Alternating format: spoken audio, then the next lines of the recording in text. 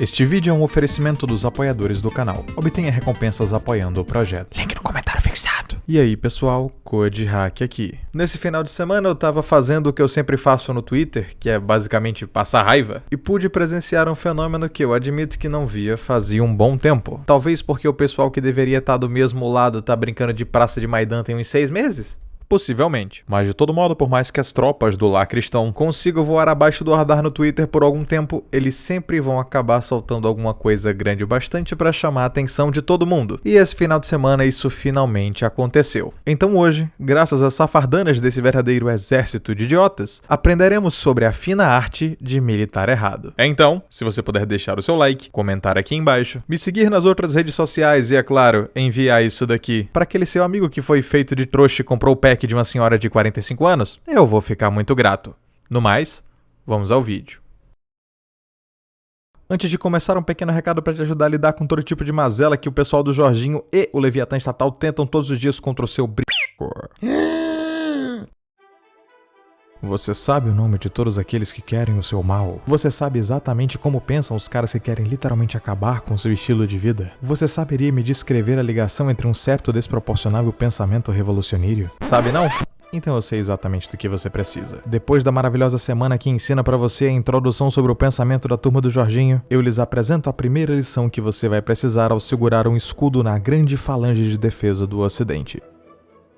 No esforço conjunto entre Andreas e Barreto, equipe do Oliver Talk e diversos cabeçudos do Ocidente. Globalismo e suas raízes filosóficas. Um curso para entender quem são essas pessoas e como elas surgiram. Aprenda como destruir valores, aniquilar culturas, incentivar o marmitamento infantil, ter o controle sobre as novas pragas orientais e estabelecer um domínio global materialista com base no antigo Império Romano. Ou, se você não quiser, aprenda a combater essa porcaria toda. O link para esse belíssimo curso que te deixará cabeçudo e inteligentado está no comentário fixado.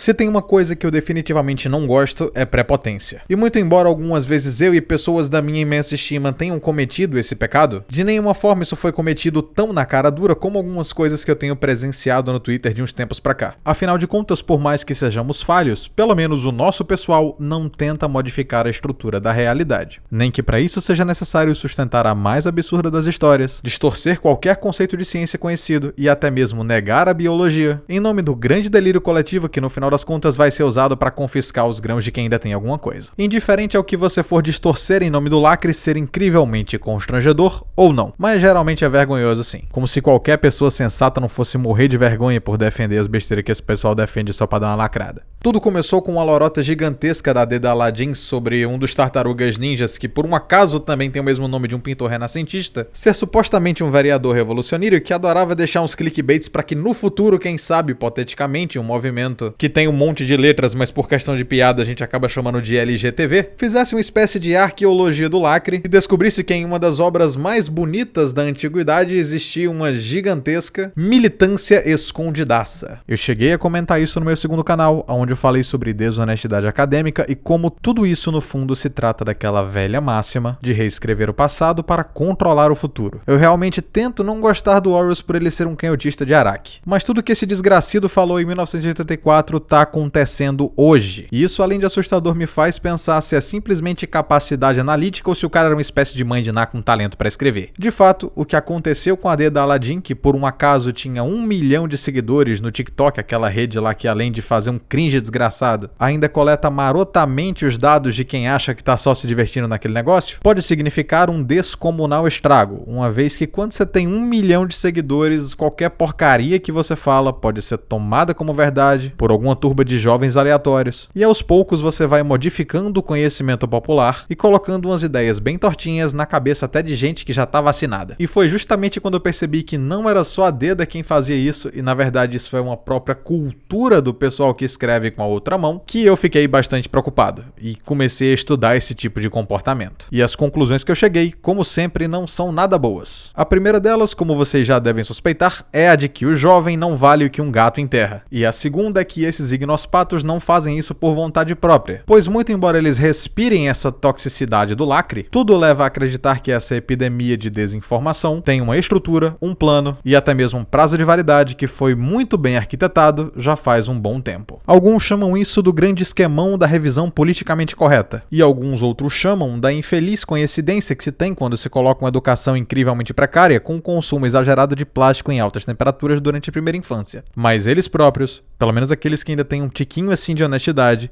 chamam de militar errado. Para entender o que seria essa atrocidade com a verdade objetiva, nós precisamos inicialmente entender o que é desinformação, assim como a forma que ela é utilizada para moldar o discurso que vai ser repassado para a trouxaiada futuramente. A desinformação é constituída por um conjunto de técnicas de comunicação que pode induzir ao espectador a cometer um erro que de certa forma seja benéfico ao autor da narrativa, ou seja, é basicamente manipular a informação para fazer com que uma mentira torne-se palpável ao ponto que até o mais raudo dos nomes acredite que ela é uma verdade incontestável. Para caso de estudo, isso foi feito pela DEDA, quando sem nenhuma prova material, a não ser, é claro, aqueles livros do MEC que muito provavelmente servem mais de papel para fumo do que de repositórios de conhecimento per si, a moça, que deve ter um belo de um estoque de cromossomos, indagou que a obra de Michelangelo na Capela Sistina tratava-se de um protesto contra um malvado sistema que por um acaso não gostava muito do pessoal que vai contra a regra da eficiência, afinal de contas, acredite você ou não, naquele tempo as pessoas prezavam por sanidade mental e não por aprender a usar esse negócio de pronome neutro. A ideia de que existiam artistas e mensagens infiltradas dentro da arte sacra tem o objetivo de fazer com que as pessoas achem que naquela época ninguém respeitava e ninguém gostava do que estava sendo produzido, fomentando então o mesmo discurso hoje que busca criminalizar qualquer pessoa que acredite na filosofia, nos ideais e nos dogmas transmitidos pela igreja, assim como também a ideia de que a arte é um instrumento de aproximar você do Logos divino, uma vez que ele ressalta a beleza e a proporção, ao invés de uma peça em que o pessoal anda em círculos se catucando. Por sorte, esse tweet acabou viralizando e as pessoas conseguiram reverter esse estrago antes que mais adolescentes idiotizados transmitissem essa maluquice pra frente. E claro, involuntariamente isso acabou causando o cancelamento da DEDA perante a própria canhotada, que ficou bastante chateado com a chacota que os cidadãos comuns do Twitter estavam colocando pra cima da profissão de historiador e decidiram que ela não era assim mais tão útil pra causa. E meus amigos, isso me deixou definitivamente intrigado. O pessoal que sempre clama por igualdade e por sororidade, agora além de inventarem a cultura do cancelamento, estavam dando força à cultura da descartabilidade revolucionária, que é algo que na minha visão é tão assustador que deixaria qualquer psiquiatra que já passou uns bons 15 a 20 anos trabalhando no Pinel extremamente espantado. E de fato, essa autofagia já se encontra tão fora de controle que os próprios lacradores inventaram um bordão para tentar lidar com isso. E se você pesquisar descansa militante no Google, você vai perceber que esse pessoal é tão complicado que nem eles mesmos se aturam. Agora, analisando psicologicamente esse tipo de fenômeno, conseguimos ter uma noção da fragilidade mental das pessoas que buscam tentar criar uma nova versão da história conhecida, ou quem sabe até modificar o que se entende como algo normalmente aceitável unicamente para que eles não se sintam ofendidos pela simples existência da natureza ou de alguém que discorde deles. E aonde é que eu ia conseguir uma aglomeração grande o suficiente desse tipo de pessoa para conseguir fazer uma pesquisa e ter um grupo de controle? No Twitter? Muito bem apontado, Pirilampo. Então, como eu definitivamente não gosto da minha pessoa e tô na vibe de pegar uma doença degenerativa naquela porcaria,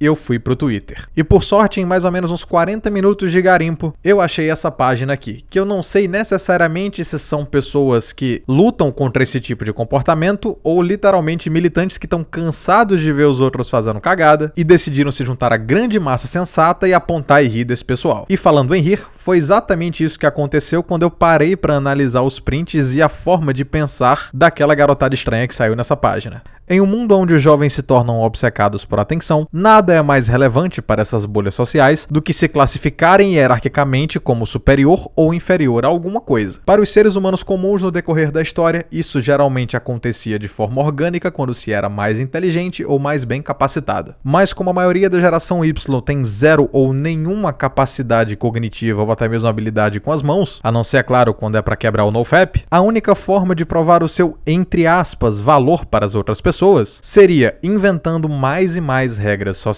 a fim de, vamos lá, corrigir as outras pessoas sobre estarem ofendendo um determinado grupo. E geralmente essas regras, ou até mesmo a classificação da ofensa, foi inventada por essa própria pessoa, que, adivinha só, não pertence ao grupo em que teoricamente está sendo ofendido. E quando um lacroboy ou menininha do cabelo colorido conseguiu inventar uma forma nova de se ofender ou de tentar defender algum grupo aleatório de minoria que eles pegam como mascote e tentam sinalizar a virtude, eles conseguem a tão sonhada admiração e relevância no grupo social que eles tanto queriam. E sim, eu tô analisando esse pessoal como se eles literalmente fossem grupos sociais de animais selvagens, mesmo correndo o risco de ofender os animais. Pois é característico tanto na espécie que eu denominei de Homo lacratius, quanto nos símios da espécie bonobo, a competição de atenção do grupo por outras características que não seja a força ou habilidade de sobrevivência, o que na natureza acabam sendo critérios sociais bastante úteis. Só que isso gera um pequeno problema chamado competição. E a consequência desse problema é um evento que eu costumo chamar de a corrida armamentista do lacre, aonde basicamente esse pessoal abdica do sono ou até mesmo da sobriedade, buscando novas divisões de grupos sociais e, é claro, argumentos para convencer aos seus amiguinhos que a teoria deles sobre microagressões é mais relevante ou mais inteligente do que a outra teoria que existia antes, e assim ele poderá ser reconhecido como o mais novo gênio dos estudos sociais e antropológicos, do incrivelmente forte grupo de pessoas que pedem para que você apague um tweet em que você deseja Feliz Dia dos Pais com a foto do seu pai,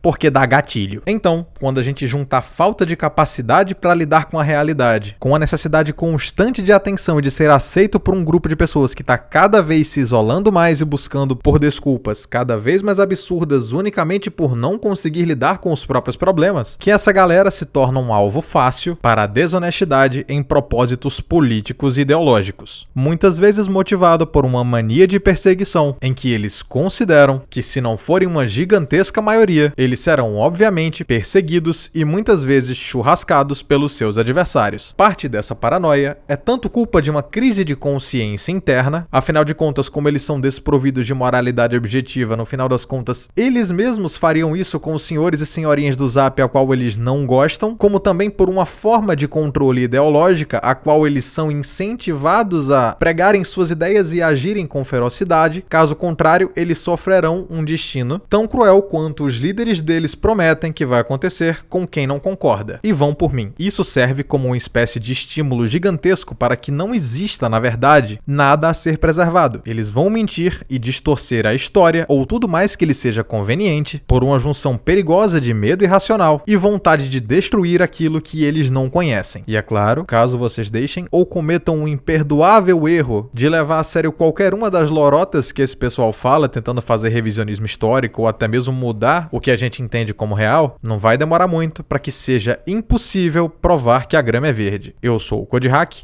muitíssimo obrigado por ter visto o vídeo até aqui. Se você quiser dar uma força no Apoia-se ou no Seja Membro, vai ajudar demais o canal. Aqui no link do comentário fixado tem o link pro curso que eu tô ajudando o Oliver a promover, e também o link do vídeo em que eu explico detalhadamente sobre o que aconteceu entre a Dedaladinha e as pessoas que têm capacidade de raciocínio, para que vocês entendam melhor sobre a importância da honestidade tanto no meio acadêmico quanto na padaria da esquina. E até a próxima!